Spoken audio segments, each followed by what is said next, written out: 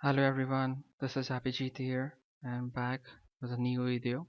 Today we are going to look at a very interesting game and it is called the Anands Immortal chess game. Anand is one of the best chess players of India and the whole India today what is developed is looking as Anand as idol of chess and you can say a chess god of India. And against him is Levon Aronian who is also the best chess player of Armenia.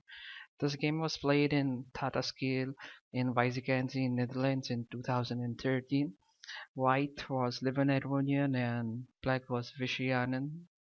So let's start to browse with the most rather than talking much. And it is being told one of the best games of Vishy. There are a lot of best games that Vishy plays, and he's one of the best chess players that India has ever witnessed. And we people in India tell him he's one of the most genius chess players. So let's start with the game. White plays d4. Uh, Aronian was being white, Anand was being black. Black played d5, white played c4, and black played c6. This is c6 is a slave and can be converted into a sim-slave opening, and it is one of the very good weapons by Vishayanan, and even he has used in the World Championship against Kramnik, and he is very much fond of it. So white played knight f3 and black played knight f6. We will not be covering much part of the opening rather than we would be going directly to the game, the middle game. White played knight c3, it is all a theory. Black played e6 and he goes to semi-slave. If you go bishop f5, uh, then this would be converted to a slave variation. You go d cross c4 and a4. You know, d4, he plays a4, and you play bishop f5. This is called a slave variation. Okay, but when you play e6, it is called a semi-slave, and it has a lot of very interesting line that a double-edged play comes with both sides of the game. So black played e6, white played e3, a very standard move. Many players like to play bishop g5 to get the bishop out of this pawn chain. And a lot of different openings are there. It's a Moscow variation, anti-Moscow variation, Batvanik variation. Okay, this is not part of our study. So white played e3, black played knight bd7, white played bishop d3, black plays d cross c4, white plays bishop cross c4, and black plays b5. So white plays bishop d3, okay, and black plays bishop d6, white castles and black castles. So it's all development. Any opening go, basically the most important idea is to go and develop the pieces. So white plays queen c2, black plays bishop b7, developing the bishop and those long diagonal. Later on when you push the c5 square and all. So white plays a3. It's all standard moves. Black plays rook c8, bringing the rook on the open c file. So and now the game starts. Now white plays in g5. A very interesting move. Furthering the idea, basically the idea is to attack on the h7 square. And when you play d4 and queen gambit, the more idea is to attack on the king side, putting the queen, bishop, and the knight batteries, and then using the rook instead. So black plays c5. Now the game starts, and now very interesting things, and every chess player should pause the video when I asked him to think about the move. Now black played c5, and black went for center control to break up the center, right? Now there are a lot of questions that will be arising about every chess player. The first thing that white was thinking that is why did the black give this pawn for free? Okay. The second thing is he can attack this. So black is given two chances for white to attack, right? So we will look at the both the maze and the main move what played in the game was knight 7. But let's look at the first sub variation. If white plays knight b5, then what happens? You can pause the video for a minute and think for a good move. So, what is the basic thing that this is not a good move and white should not take the pawn? Why? Because the basic thing is, see this queen and knight. They are both hanging and the knight is an unsupported piece. Here, at the same time, this is the unsupported piece of black. So how could white use it?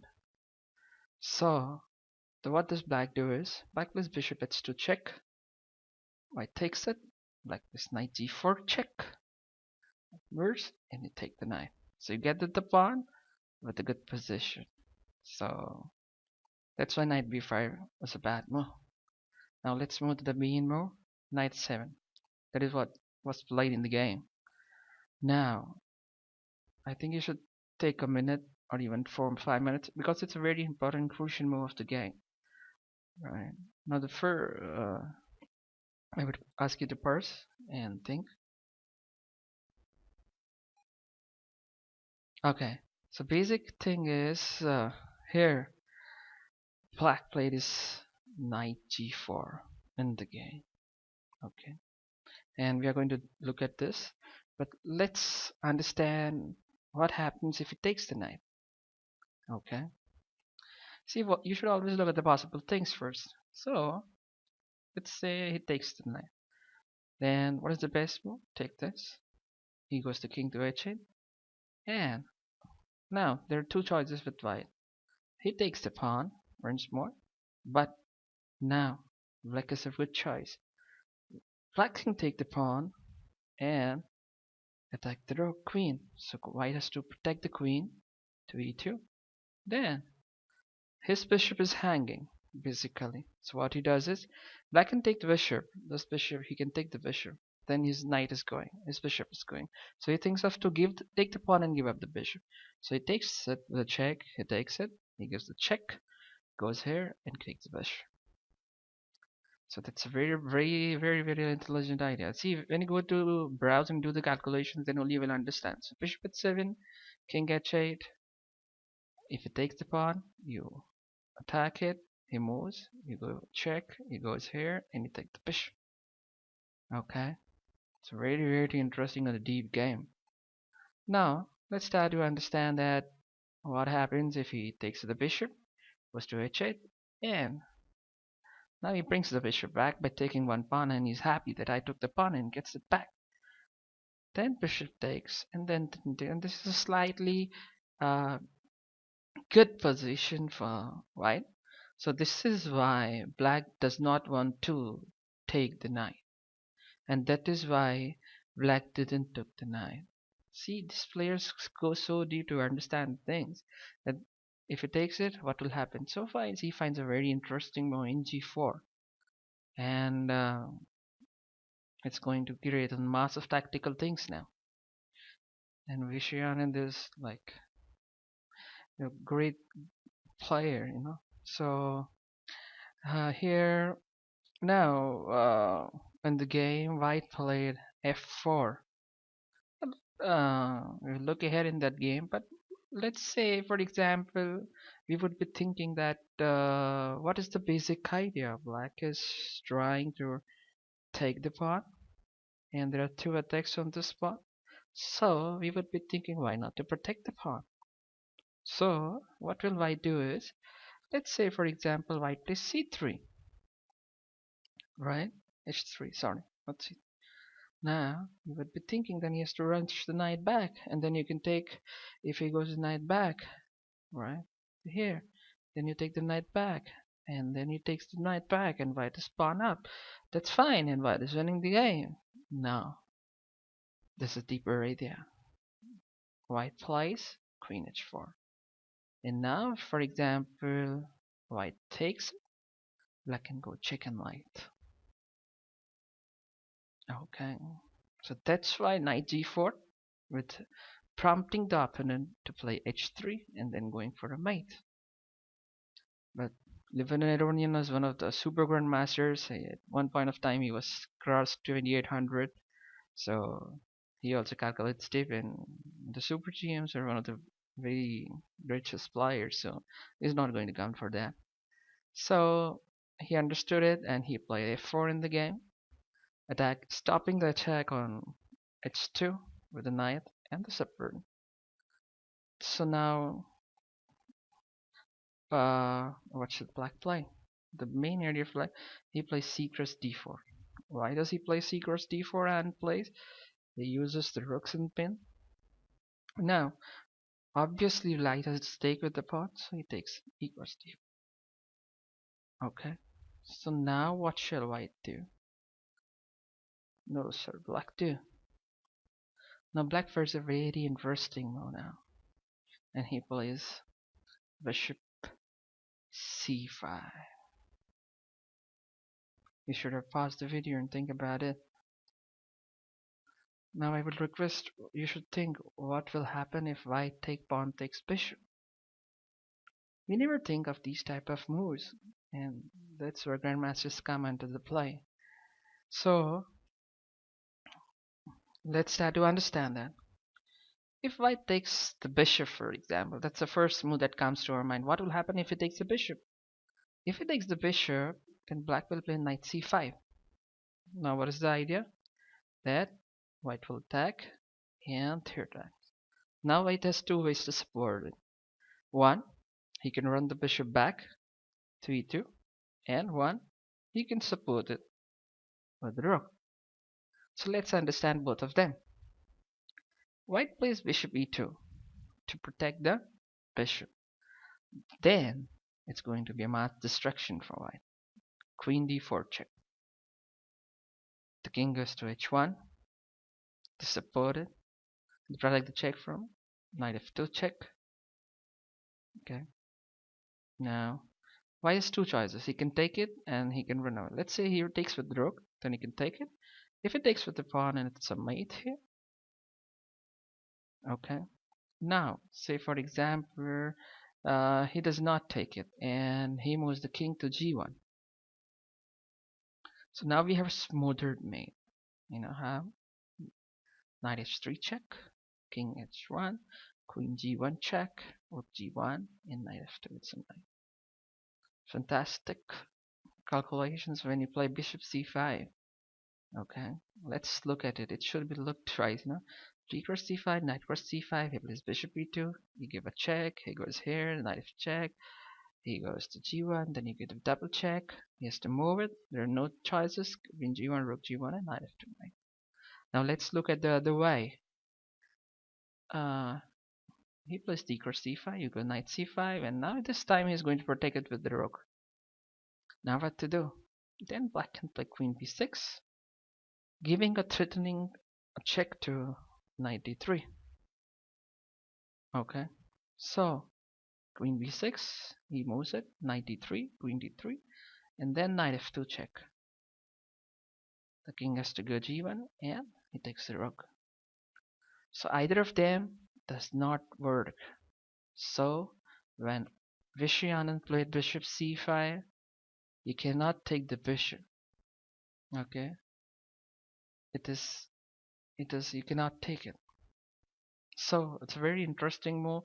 On the center of the board, the center pawn is there and you cannot kill it. Okay, so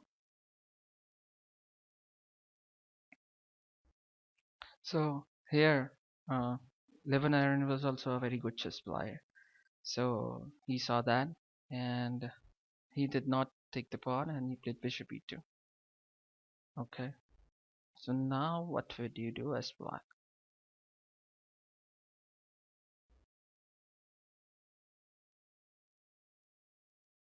You would be thinking, let's take the pawn.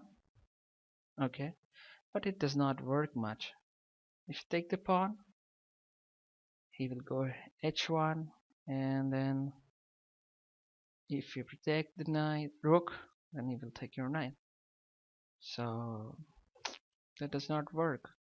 And even if you play queen h4, you can do the bishop g4, and things does not work. So bishop d4 not working. So now what to do? You can pause the video for a minute or two, or 5 minutes or 7 minutes, whatever you like, and find the best move. Okay, now Anand played a beautiful move. The bishop c5 was a astonishing thunderbolt move, you know. So about that he played second and ultimate move, knight d5, and it feels like madness. What he's throwing all the pieces in the air. For one time he's giving the first, he was giving the b5 pawn, right? Then he was giving the c5, and now he is giving the e5. He's giving everything. and he is playing against a 2802 player at that point of time. At that point of time, Vishy was 2772, and Aronian was 2802. So it was a 30 move gap, and he's throwing up the pieces in the air, you know. But still now, I cannot take any of this, you know. He's helpless. Let's understand why. Now, the white cannot take this, right, because it's a check from the bishop. So the pawn is pinned. So one way that he can play is take with the pawn. In the game, he does not take it, and he plays bishop g4. Let's understand what happens if he takes with the pawn. Okay, let's say for example he takes with the pawn. Then what can black do is black can take queen d4 check. He goes there, queen g1 check, rook g1, and knight f2. It's a mate. See how much beautiful the pieces are coordinating. White has queen and white has every piece on the world that he has. But he's helpless. The coordination of the beautiful pieces by Vishy. So after knight d5, white played bishop g4. Now you would be thinking what to do. There's a lot of things what to do. You could think of bishop d4 check. That's a one move that comes to your mind. Other move is knight g4, right? Still, this knight on this place on the h7 is supported by the queen. Queen is a drop. And you know, it's like maddening what to do.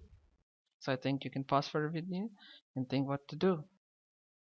So black finds a very interesting move. Bishop d4 check.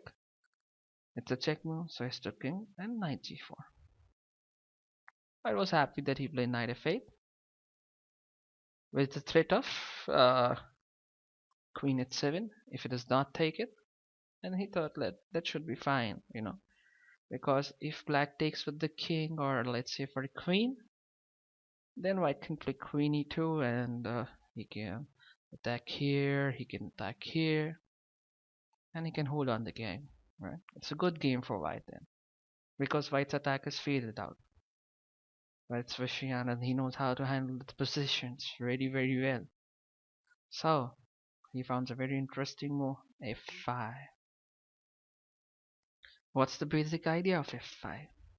The basic idea of f5 is to stop the queen from coming a check with the support of the knight. And he does not worry for the pieces, you know. Right. So white was being happy, and white thought that let's run away, you know, to protect the knight. And he protects the knight. So black still attacks the knight because it's not running away anywhere. It's not how many pieces you have the board, it's how many pieces you're working together in coordination. So white played h3. Okay. Now, what to do? What is white thought is, because white's knight not is going anywhere, he lets the if black takes the knight, I will take the knight. So black took the knight. Now, white cannot take the knight. Now you'd say why? Let's see. Why cannot he take the knight? If he takes the knight, this is a mate. Okay. And in the game he does not take it, so he plays queen e2. Now, what to do? Now he's a threat to take the pawn. White plays queen h5, stopping the pawn from being killed and pinning the pawn. Okay, and here's some one more threat. Can you guess what's the threat? Let's say for example white plays some random move, then this is a mate. It's a checkmate. The white king cannot go here because of the check with the bishop, and he cannot take the pawn because it's a check from the bishop, so the pawn is pinned. The game is over. So queen h5 was a wonderful move. You look like you're pinning the pawn, but at the same time you're going for queen h3, check and mate, using the basic concept of pin at the highest level. So while he's also a good player, He played queen d3. Now what is the idea? That if you take this now, he can take this, and that threat is not working now. Okay. So now what to play? This is a really important and interesting move. You're at the verge of winning, but you need to find the best move. It's not easy. It's easy for Vishy and Super Giants to look at all these moves. So I think you can pause the video and think for a move. If you are in place of Vishy, and what will you play?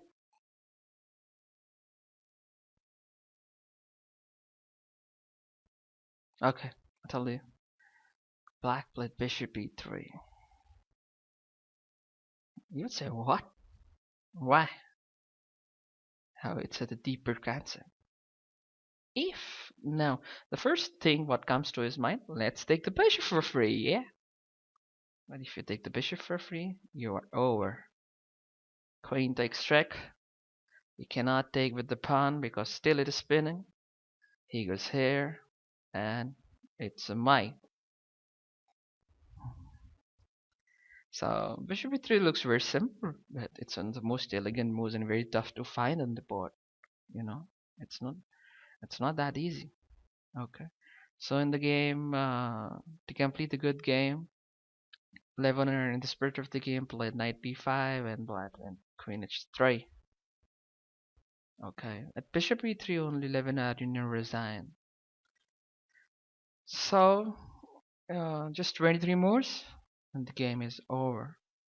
So this was one of the most interesting game of Vishy Anand's career in 2013, and I hope you liked the video. We will be posting more and more videos of Vishy Anand and Levon Aronian too. If you like the video, kindly press the like button and subscribe it and share it and keep us supporting. Okay, thank you. Bye bye. See you next time. Bye.